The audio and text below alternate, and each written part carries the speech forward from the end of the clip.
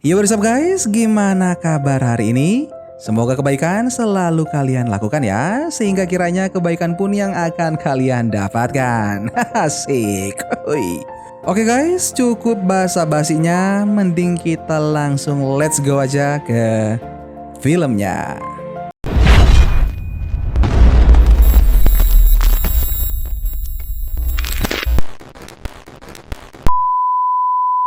Film diawali dengan menampilkan pemeriksaan TKP yang dilakukan para agen FBI. Diduga telah terjadi pembunuhan berantai.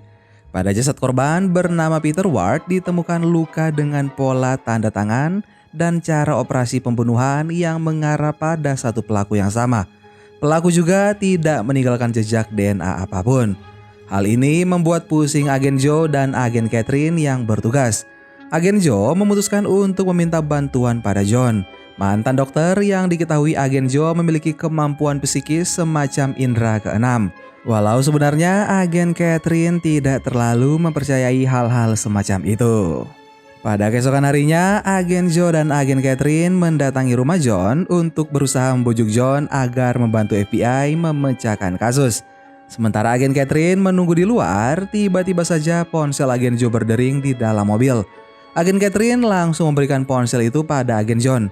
Ia kemudian menawarkan berkas kasus pada John, tapi John menolak. Agen Catherine mendekat dan ia tetap menaruh berkas untuk John dan menyentuh pundak John. Namun seketika terlintas gambaran agen Catherine berlumur darah dalam pikiran John. John pun terdiam.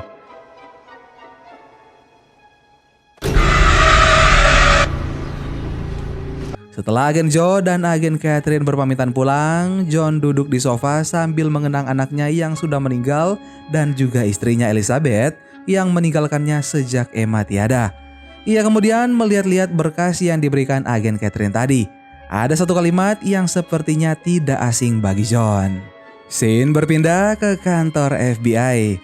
John menemui agen Joe dan agen Catherine. Ia bersedia membantu penyelidikan. Agen Catherine kemudian menjelaskan kondisi beberapa korban yang identik, yaitu setiap korban memiliki luka tusukan benda sepanjang kurang lebih 5 cm di tengkorak yang menembus langsung ke medula oblongata, yaitu bagian batang otak yang mengatur sistem tubuh manusia meliputi detak jantung dan juga pernapasan. Sehingga korban akan meninggal seketika tanpa rasa sakit dan sepintas terlihat seperti masih hidup. Sejauh ini pada TKP tidak ditemukan bukti DNA apapun dan tidak ada saksi.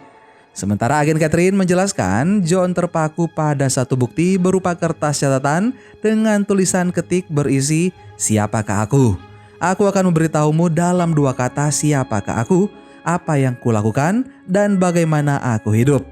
Terlintas gambaran seorang anak laki-laki meninggal dengan kondisi yang sama di sebuah ayunan taman.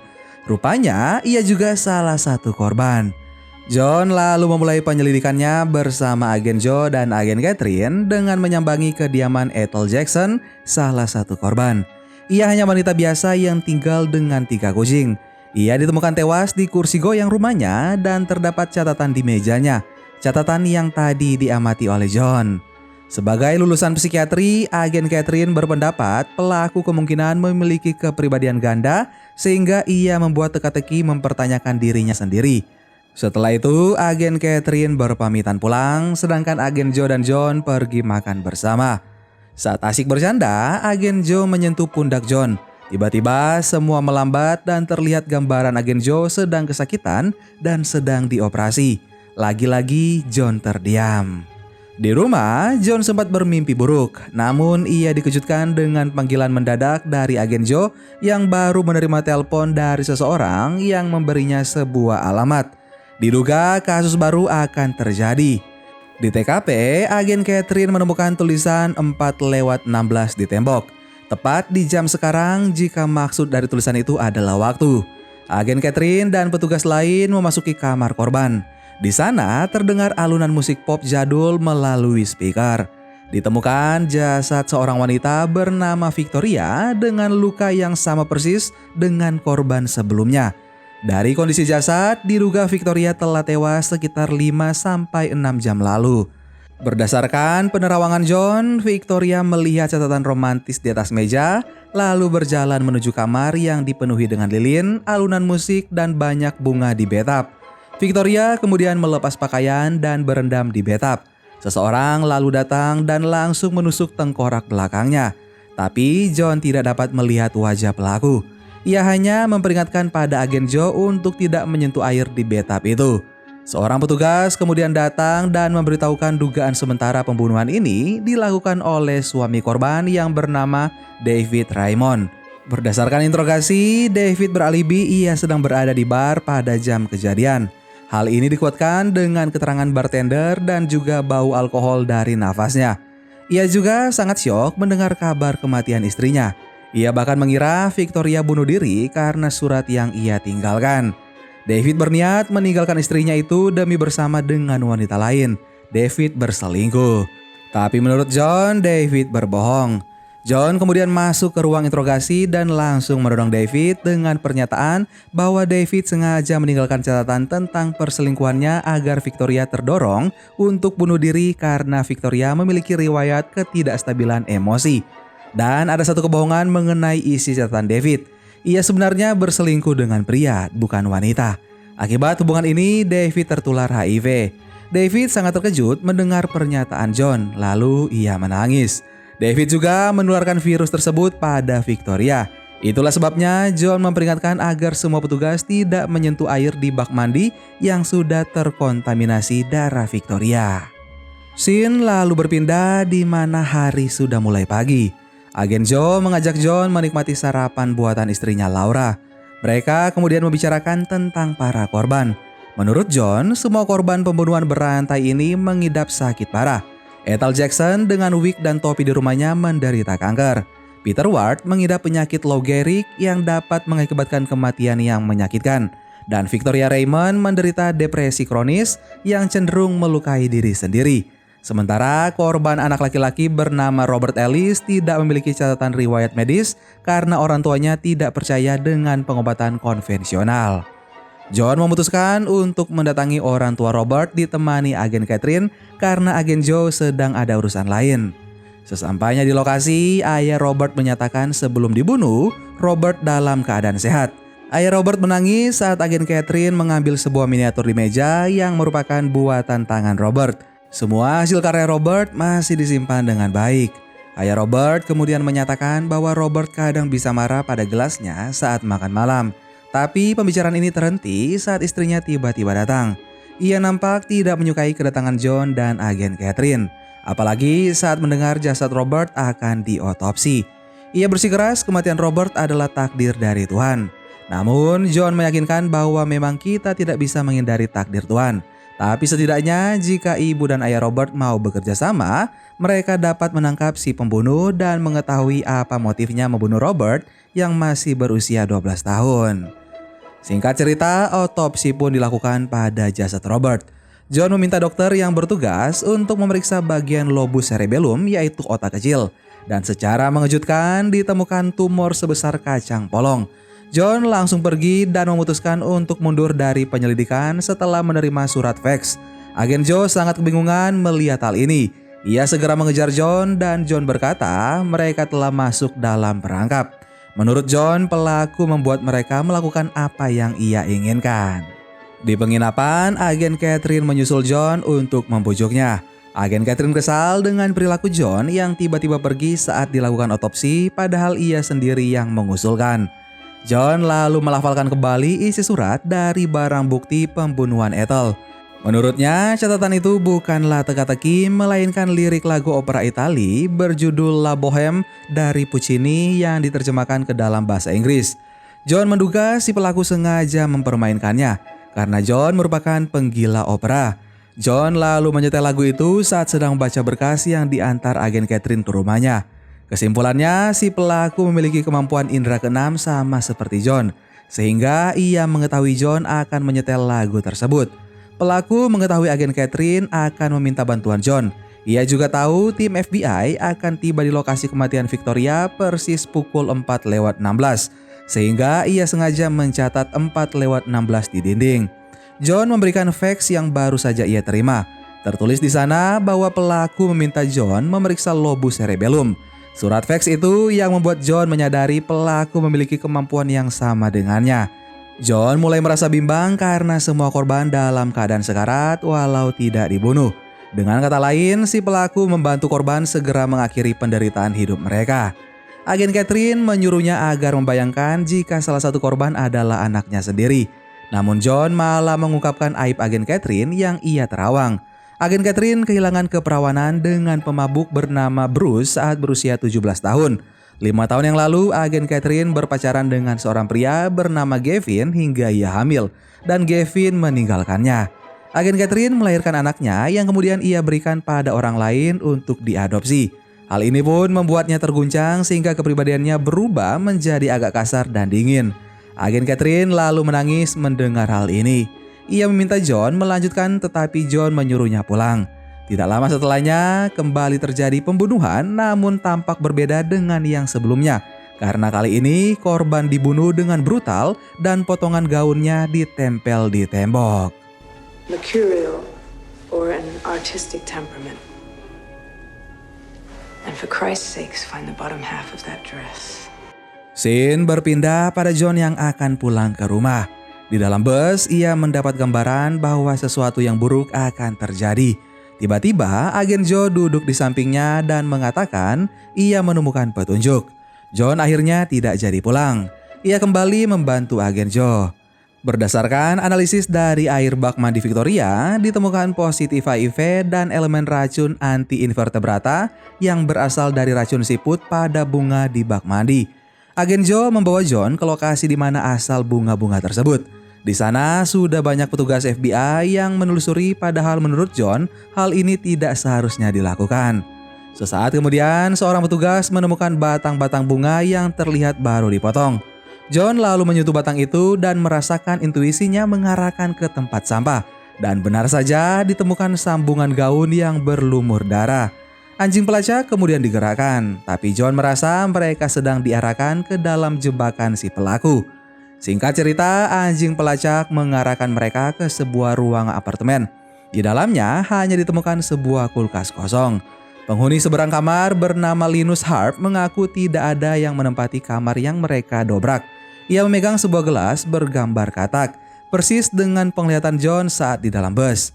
Saat para agen mendesak Linus untuk keluar dari kamar, ia menjatuhkan gelas dan menembak agen Joe.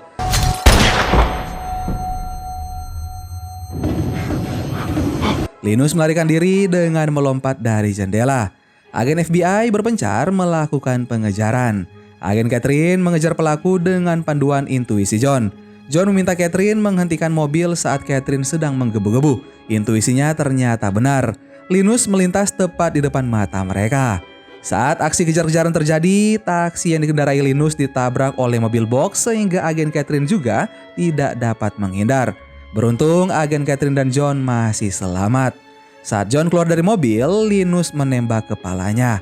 Namun hal ini ternyata belum terjadi, masih tergambar dalam terawangan John. John tetap keluar dari mobil tetapi ia mengambil jalan berbeda. Linus tetap menemukannya dan saat akan menembak John, Linus ditembak oleh agen Catherine. Linus ternyata bukan pelaku pembunuhan berantai, tapi pelaku pembunuhan brutal yang baru saja terjadi di gedung. John kemudian pergi ke rumah sakit untuk menjenguk agen Joe. Mereka menyadari si pembunuh berantai sengaja menuntun mereka menemukan psikopat pembunuhan sadis. Agen Joe menceritakan ia mengidap kanker stadium 4 dan berterima kasih pada John yang tidak mengatakan hal tersebut meski sudah pasti John mengetahuinya.